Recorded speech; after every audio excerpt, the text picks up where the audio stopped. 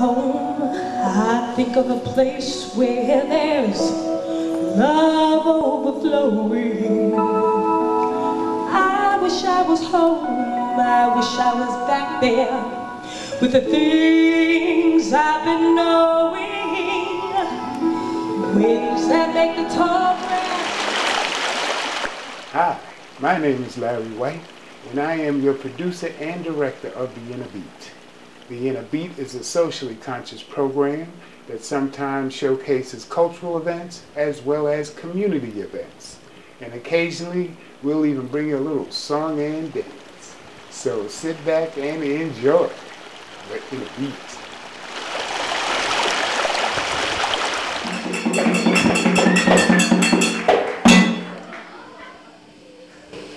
My beloved ones, you are beloved.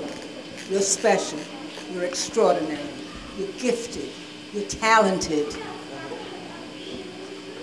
You haven't maximized on your potential. All of the wonder of you. I am in awe of your magnificence. And you haven't been told often enough that you are beloved.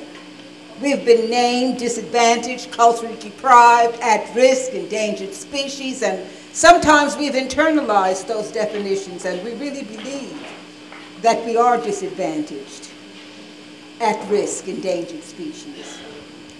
But remember, wherever you go from this day, if you haven't heard it before, you hear it now from an elder. That doesn't just mean getting old. It means having compassion and wisdom and having responsibility. And an elder tonight has told you that you are beloved, that you are extraordinary, that you are gifted, that you are talented, that you are resilient, that you are resourceful, and that God is not finished with you. There's much for your hands to do. It has been an unusual pleasure at this Kwanzaa because we had visitors, strangers in our midst. The people who came from Odyssey House, we didn't expect them. And we looked at each other and prayed that there would be enough chicken and fish and cabbage and sweet potatoes, and there was enough and enough and enough, because we are creative people. We are sharing people, and you stood on line and waited to be served, and no one was unruly or no one was grumpy, no one was dissatisfied, no one complained. That is because you were in the presence of the sense of your speciality. Now on the program, it speaks of the consortium of Baptist children. And there are several of those children here this evening from Roots Revisited. Would those youngsters stand if they're still here? That's wonderful.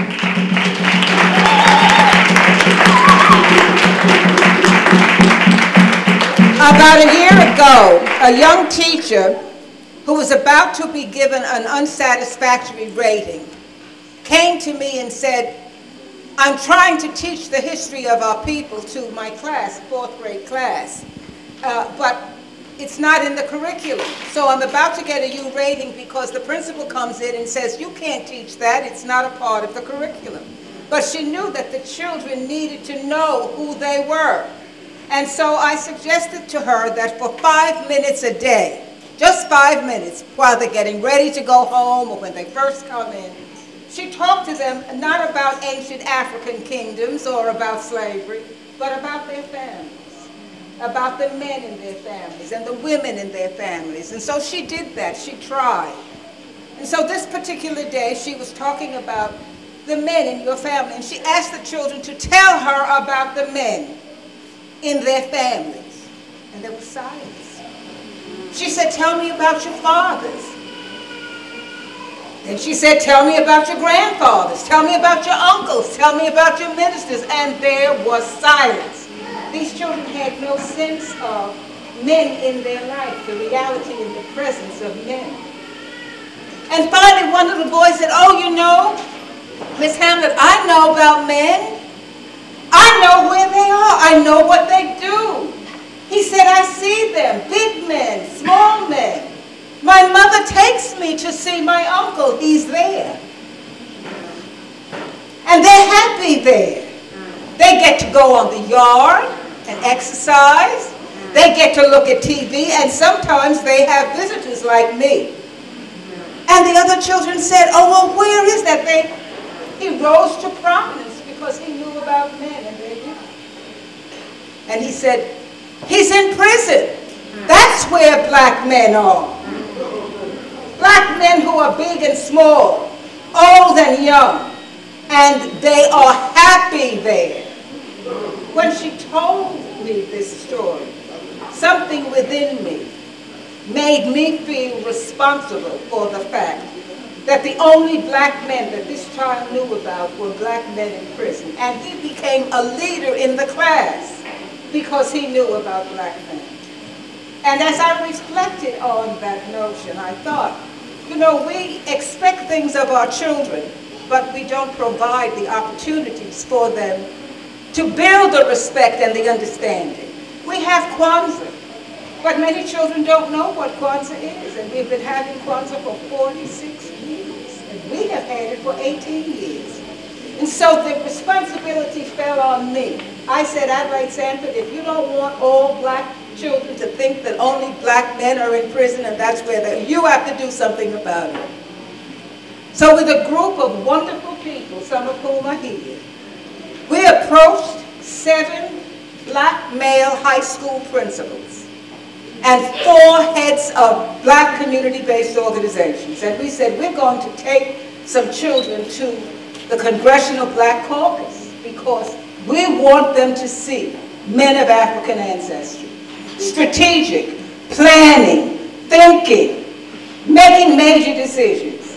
And so between August and September, we raised more than $50,000, and we took 96 children to the Congressional Black Caucus meeting. They not only attended the caucus weekend, they went to workshops, they participated, they asked questions, and before they got to go, they had to know all of their elected officials, their congressmen, their state, their city, and their regent. They had to learn the history of blacks in Congress from 1600 until...